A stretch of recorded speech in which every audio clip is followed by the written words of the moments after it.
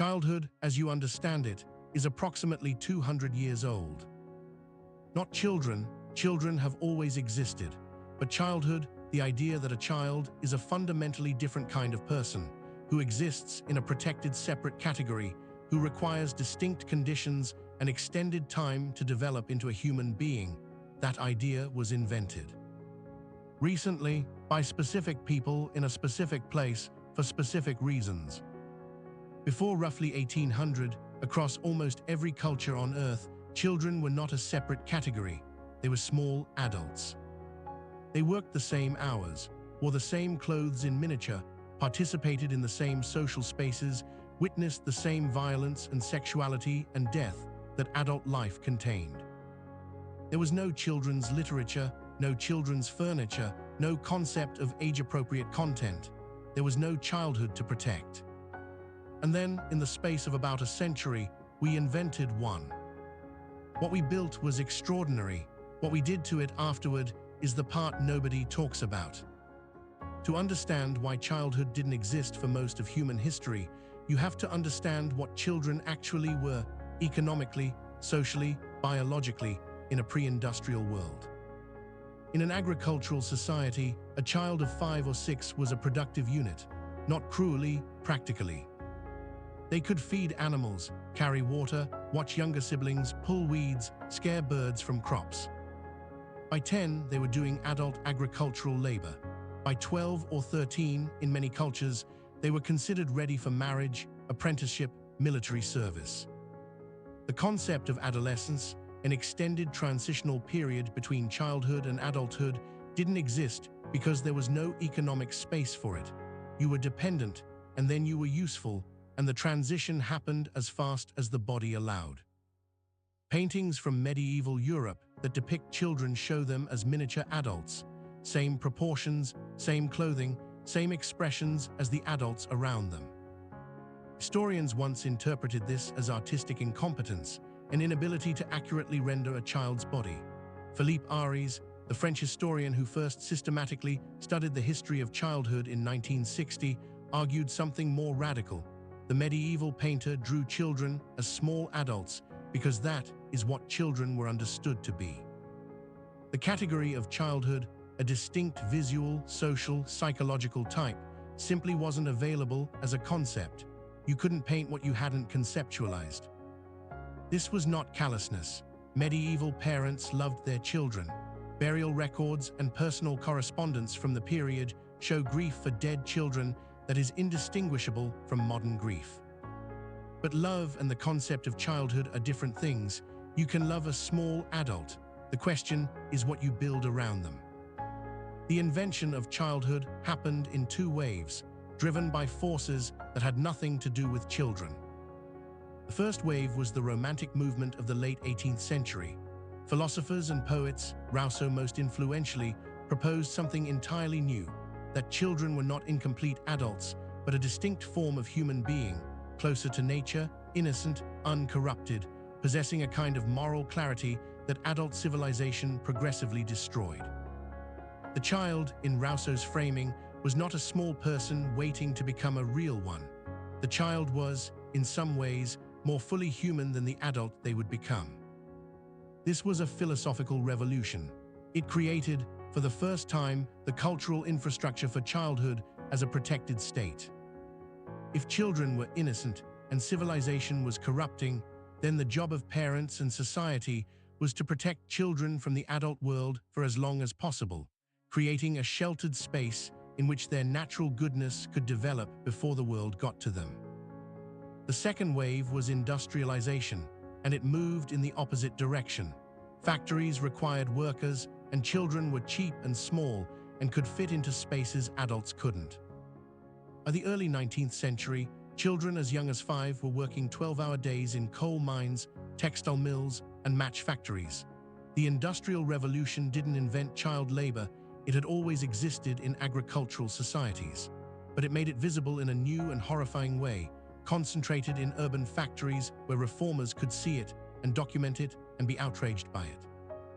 The response was the first child labor laws, compulsory education, and the gradual construction of a legal and social framework that said, Children belong in a separate protected category. They may not work. They must be educated. They have distinct rights. They are not small adults. By 1900, in most Western countries, the concept of childhood as a protected developmental period had been legally established. By 1950, it was culturally universal. By 1980, it was the unquestioned baseline assumption of how human development worked. The invention had succeeded. Here's where it gets complicated. The protected childhood that reformers built was designed to shield children from one specific threat, the industrial economy, keep children out of factories, give them time to develop, protect their innocence.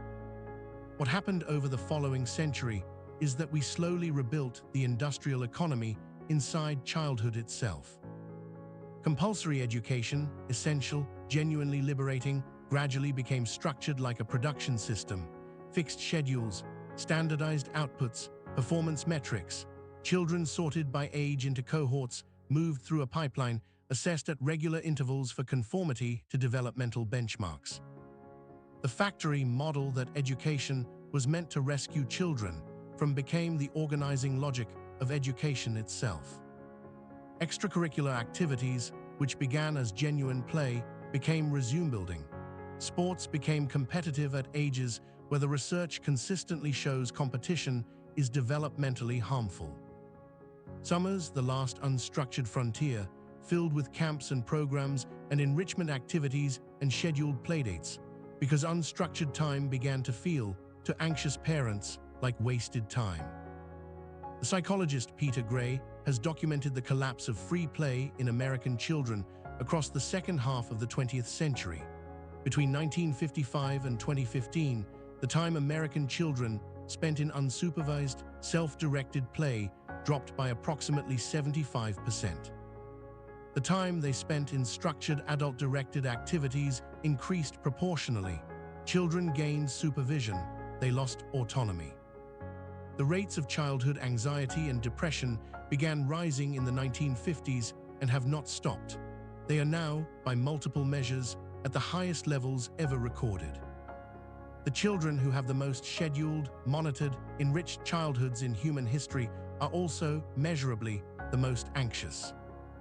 We invented childhood to protect children from adult pressures, and then we filled childhood with adult pressures and called it preparation. The neuroscience of play makes this particularly uncomfortable. Free play, self-directed, unstructured, risky, child-initiated play is not recreation. It is the primary mechanism through which the mammalian brain develops the neural infrastructure for emotional regulation, social negotiation, risk assessment, and executive function. When children play freely, without adult direction, they are doing the developmental work that no structured activity can replicate. They are learning to manage fear by choosing to climb something that scares them. They are learning social negotiation by resolving disputes without a referee. They are learning to handle failure by falling off things and getting back up.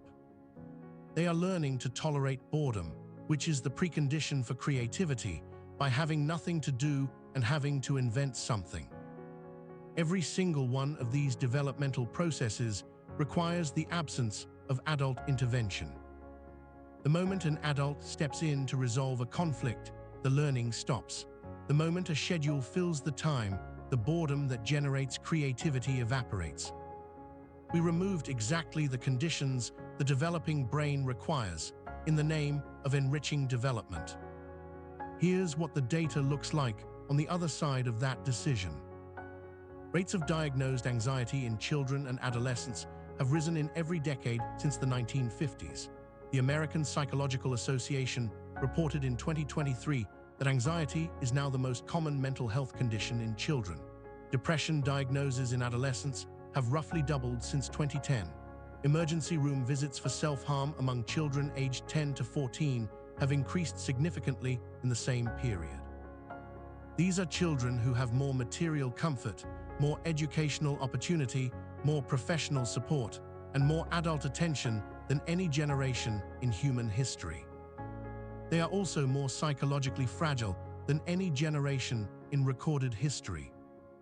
The correlation is not proof of causation, but the researchers who study play deprivation, Gray, Stuart Brown, Jacques Panksepp, have built a substantial body of evidence suggesting that the removal of free play from childhood is doing to psychological development what we know malnutrition does to physical development. Not immediately, not visibly, but structurally, at the level of the developing brain's fundamental architecture. We protected children from child labor and handed them back to anxiety. We have not stopped loving children. If anything, the intensity of parental investment in children's development has never been higher. That might be part of the problem. Childhood was invented to create a protected space in which children could become themselves, outside the demands of the adult economy. What we built instead was a more elaborate, more loving, more anxious version of the same demand. Become the right kind of person, on the right schedule, with the right achievements, before the adult world gets you. The factory is still there, we just put better lighting in it. Somewhere right now, a child is sitting in the 15th scheduled activity of their week, performing competence for adults who are measuring their development, quietly developing the emotional vocabulary to describe a feeling they don't yet have a word for.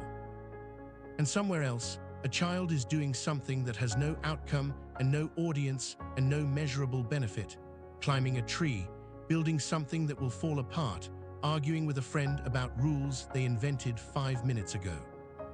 That second child is doing the most important developmental work available to a human brain.